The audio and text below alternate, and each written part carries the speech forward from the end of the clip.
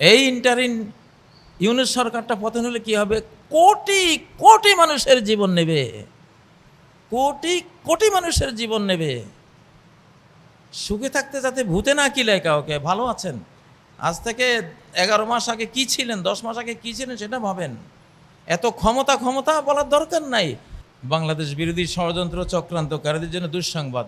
ইউনূস সাহেবকে যারা ক্ষমতা থেকে উড়িয়ে দিতে চেয়েছেন, জঘন্য চক্রান্তকারীরা, ভারতের হিন্দুত্ববাদী সরকার, বাংলাদেশে থাকা তাদের দালাল্লা, আর ভুলা ভালা কিছু অন্য দলের লোকেরা, বেচারারা বুঝে না। আজকে আমি খুতবার বিষয়বস্তু বানাতে চেয়েছিলাম সুখে থাকতে ভূতে কিলায়, এটা শিরোনাম দিতে চেয়েছিলাম। হয়তোবা আল্লাহ ঘুরিয়ে দিয়েছেন যে না, এত কঠিন দিও না, থাক, হয়তো ওরা সংশোধন হবে। এই ইন্টারিন সরকারটা দিয়া কিভাবে আমাদেরকে এবং এই দেশের আপামর যারা বাংলাদেশের রাজনীতি করে, দলের নাম নিচ্ছি না, তোমরা কতটা সেফ, কতটা সেফটি পাইছো? ফ্যাসিবাদের সময়টা ভুলে গেছো? এত অল্প সময়ে, এত অল্প দিনে ঘরে থাকতে পারত না? রাস্তায় বের হলে গুলি করে লাশ ফেলে দিয়েছে রাস্তায়। হ্যাঁ, যেখানে পালিয়েছ সেখান থেকে বের করে এনে কি অত্যাচারটা করেছে, বস্তার ভিতরে ঢুকে পিটিয়ে পিটিয়ে পিটিয়ে, হ্যাঁ, ইঁদুর যেভাবে মারে মানুষ ওইভাবে মেরেছে। ভুলে গেছো? তোমাদেরকে তো মেরেছে, ভুলে গেলে এত তাড়াতাড়ি? ওই জন্য আজকে খুতবার বিষয়টা দিতে চেয়েছিলাম সুখে থাকতে ভূতে কিলায়, কিন্তু দিলাম না, দিলাম না। ভালো হয়ে যাও। আমরা তো বলছি এটা আমাদের খেলা, এটা শতাব্দী, খেলাফতের শতাব্দী। খেলাফত যখন আসে মনোনয়ন ধারায় আসে। বাংলাদেশের প্রথম সরকার এটা মনোনয়ন ধারায় আসে, নির্বাচনী ধারায় আসেনি। এবং যেহেতু এটা ইসলামিক শতাব্দী, যেহেতু খেলাফত শতাব্দী, যেই আসবে জনগণের ধর্ম যেই মাত্রায়, সেই মাত্রায় তাকে ধার্মিক বানিয়ে আল্লাহ দিবেন। জনগণের ধর্মের মাত্রা বাড়বে, তারও ধর্মের মাত্রা বাড়বে। জনগণ যত ভালো হবে তারাও তত ভালো হবে। এইভাবে কিন্তু ম্যাচিং করা একটা সরকার আল্লাহ দিয়েছেন। এগুলিকে বরখাস্ত করা যায় না। নবীজি বলছেন মান বায়া ইমামান, কোন ইমামকে যে নিজের বাইয়াতটা দিয়েছে, এখানে বাইয়াত মানে তো আগের যুগে সমর্থন দিয়েছে। একটা শহরে 1 কোটি লোক আছে, শহরের 1 কোটি লোকের পক্ষ থেকে একজন নেতা ইমামের হাতে হাত দিয়ে দিয়েছে যে হ্যাঁ, আমি সবার পক্ষ থেকে আপনাকে মেনে নিলাম। বাইয়াত হয়ে গেছে সবার সমর্থন যে দিয়েছে। আতাহু সাফকাতা ইয়াদিহি, তার হাতটা দিয়েছে। অসামারাতা কলবিহি, কেউ হাত দেয় নাই কিন্তু হৃদয়ের সমর্থনটা দিয়ে দিয়েছে। ফালিয়ুতিহু মাস্তাতা, যতটা পয়েন্টে তাকে তুমি আনুগত্য করতে পারো আনুগত্য করো।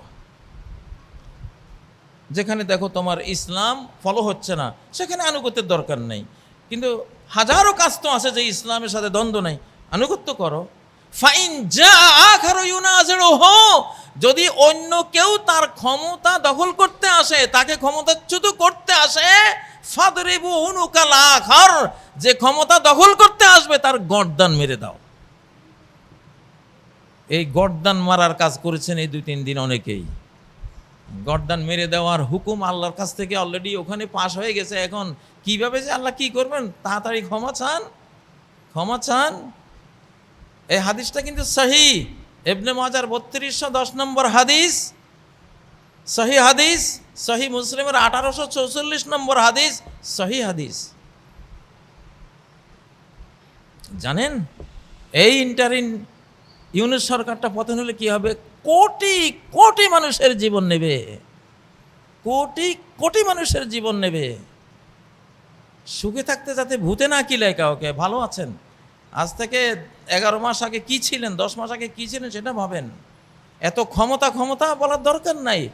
এই যুগে ক্ষমতা দেবেন আল্লাহ আল কওয়িউল আমিন, যে দক্ষ, যোগ্যতা আছে, যেই কাজের সে দাবি করছে বা তাকে যেখানে বসানো হচ্ছে সেটা চালাবার যোগ্যতা আছে, এবং সে ইমানদার, আমানতদার। আমিন, আমানতদার, বিশ্বস্ত।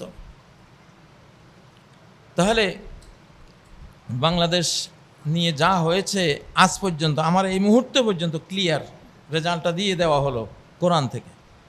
আর আরেকটা আজান দেওয়া হয়েছে আধ্যাত্মিক ওয়ার্ল্ডে, সেই আজানটা হলো নামাজের আজান না, এটা হলো বেঈমান মুশরিকদেরকে দেশ থেকে খালি করার আজান। আর যদি দেশে থাকতে চাও তওবা ইস্তেগফার করে পুরোপুরি আল্লাহর কাছে আত্মসমর্পণ করে দেশকে মেনে নিয়ে থাকতে হবে। সেই আজান এলান হয়ে গেছে। সেই আজানটা হলো সূরা তাওবা 3 নম্বর আয়াত, ওয়া আযানুম মিনাল্লাহ, আল্লাহর পক্ষ থেকে একটা আজান আসছে। সত্যি এই আজানটা, এটা আধ্যাত্মিক ওয়ার্ল্ডে বাংলাদেশের বহু মসজিদ বা সমস্ত মসজিদ থেকে একযোগে সম্প্রচারিত হয়েছে। যাদের দিলের কান আছে ওরা শুনেছে। এগুলি হলো খিজির টাইপের জ্ঞান, এটা মুসা টাইপের জ্ঞান না। মুসা টাইপের জ্ঞান সবাই বুঝে, কিন্তু খিজির টাইপের জ্ঞানও বুঝতে হবে এখন এই যুগে।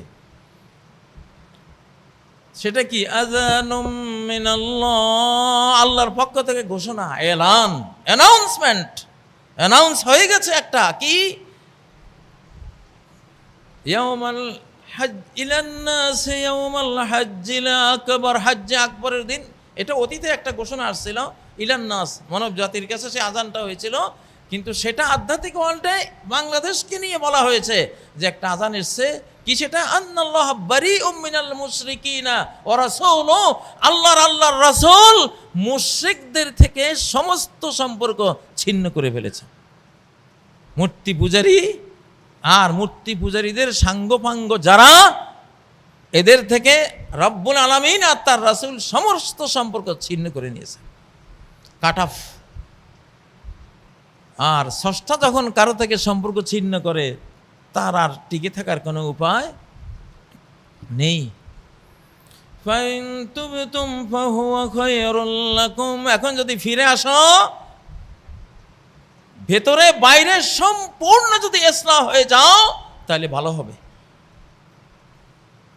ওয়াইন তাওয়াল্লাইতুম, আর যদি তওবা থেকে মুখ ফিরিয়ে নাও, সঠিক সিরাতে মুস্তাকিমে না আসো, যদি ইসলামিক না হও, বাংলাদেশ প্রেমিক না হও, বাংলা ভাষা প্রেমিক না হও, যদি শর্তগুলি ফুলফিল না করো, আল্লাহর শর্ত ফুলফিল না করো, ফালামু আন্নাকুম গায়রু মুজিজিল্লাহ, জেনে নাও তোমরা আল্লাহকে পরাজিত করতে পারবে না। এখানে যুদ্ধ হচ্ছে আল্লাহর সাথে তোমাদের। 5ই আগস্টের বিপ্লবটা হয়েছে 90% ডাইরেক্ট আল্লাহ করেছেন, 10% ইনডাইরেক্ট কিছু বান্দারে ব্যবহার করেছেন, 90% আল্লাহ করেছেন। অত সহজ নয়, পারবে না। কতবার পরাস্ত হয়েছ এই আজকের এই মুহূর্তে পর্যন্ত? মনে হয় 150 বারের বেশি পরাস্ত হয়েছে। আর কত আকল ফিরিয়ে আসতে তো 2-3 বার পরাজিত হলে বুঝে মানুষ। তাহলে আন্নাকুম গায়রু মুজিজিল্লাহ ওয়া আন্নাল্লাহা মুখজিল কাফিরিন, তোমরা আল্লাহকে পরাস্ত করতে পারবে না। আর আল্লাহ বেঈমানদেরকে অপমানিত, লাঞ্ছিত করবেন। ওয়াবাশশিরিল্লাযীনা কাফারু বিআযাবিন আলীম, যারা বেঈমান সামনে ওদের জন্য যন্ত্রণাদায়ক পানিশমেন্ট অপেক্ষায় আছে, সুসংবাদ দাও।